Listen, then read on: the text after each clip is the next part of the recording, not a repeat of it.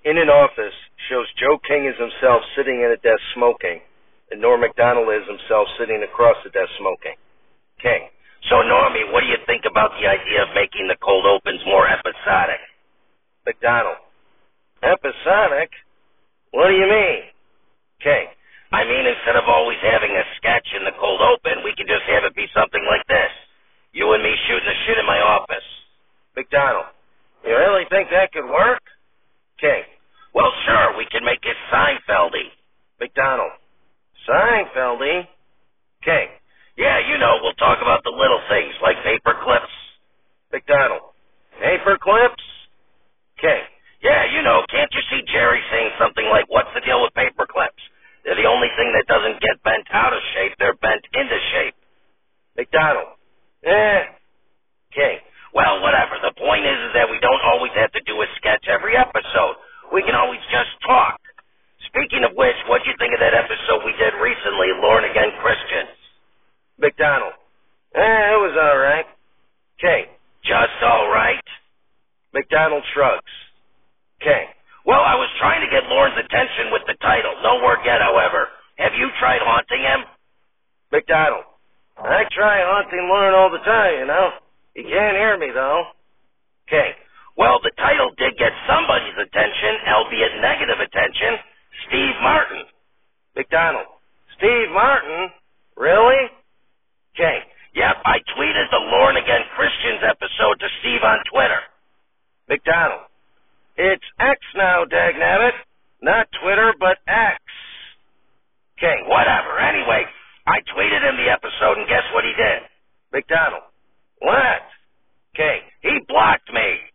Macdonald: Steve Martin blocked you? Wow. King: can you believe it? I don't know what to think. He's like SNL royalty. I figured he'd get a kick out of our show. Macdonald: well, I once had a Twitter feud with Steve Martin. King: is that right? Macdonald: why, yes. You know, what happened was this.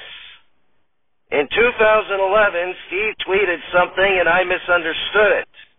Steve tweeted, "Had anybody seen my hat? I've looked everywhere for it and I can't find my hat." So I say, was it a brown fedora with a red hatband? But what I didn't know is that he sent a twit pic. King: okay. Macdonald: and then Steve tweeted the following. Still mulling over this tweet from Norm to me. It's so enigmatic. Is it a put down or a compliment? King: Macdonald: and I told this story while I was on the Late Show with David Letterman. You know, so while on Letterman, I tweeted Steve, "I'm on Letterman now tweeting you. Dave says hi and sorry about the hat." He later replied, "Just saw Norm Macdonald on Letterman. Accused of misreading Norm Macdonald's tweets. Can't respond due to length of Norm Macdonald's name." King: okay, but he didn't block you. Macdonald: no, he didn't block me. King: well, I don't understand why he blocked me. I didn't make fun of any of his hats, okay? I just sent him an episode to see if he'd like it.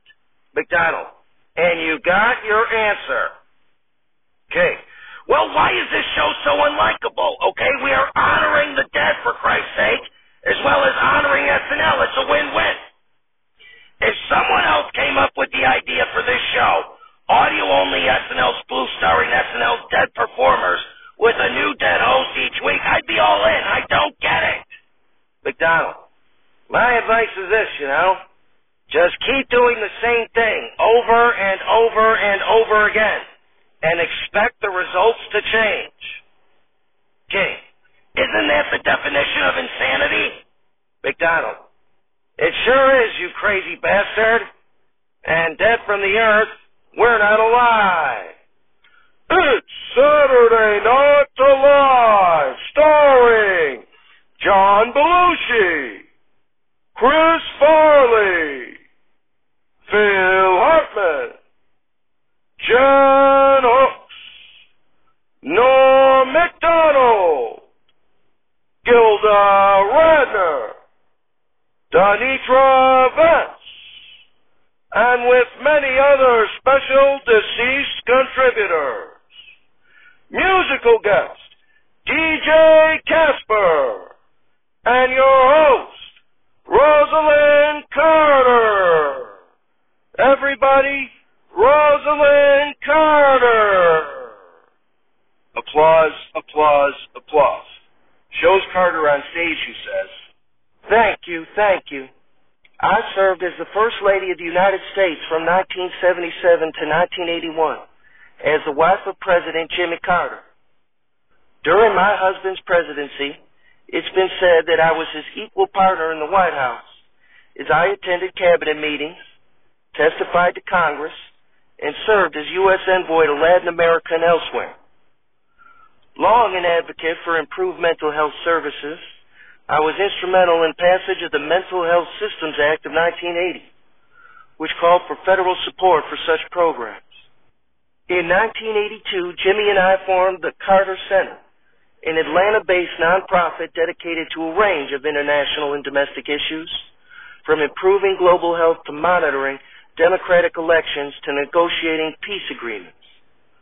Both Jimmy and I were strong supporters of Habitat for Humanity, a nonprofit that works with the needy to provide affordable housing. I wrote several books, including a memoir and books on mental health and caregiving. A lifelong active Christian, I was a deacon in Maranatha Baptist Church in Plains, Georgia. For our post-presidency activism, my husband and I were awarded the Presidential Medal of Freedom, the nation's highest civilian honor, in 1999. Applause, applause, applause. Carter. And because of my strong advocacy for mental health services, I've decided to start a mental health service center here at Saturday Night Live. With the likes of John Belushi, Chris Farley, Norm MacDonald, and the producer Joe King here at Saturday Night Live, it's clear they can use all the mental health services that they can get. Chris Farley comes out wearing a T-shirt and boxer shorts. Farley. Hello, Miss Carter. Carter. Hello, Mr. Farley. Farley. Well, gee, I wanted to say thank you for starting a mental health service center here at Saturday Night Live, but boy, I'm a little embarrassed that you mentioned me as a reason to start the service. Carter. And why is that? Farley. Well, why do you think I would need mental health service? Carter. Let me start by asking, where are your pants? Farley. Well, I was wearing pants earlier, see, but they started to remind me of steak for some reason, so I ate them to see if they tasted like steak. Unfortunately, they did not taste like steak, but I was hungry, so I ended up eating the whole pair anyway. Carter. I rest my case. Anyway, we have a great show tonight. DJ Casper is here. So get ready for the Cha-Cha Slide. We'll be right back.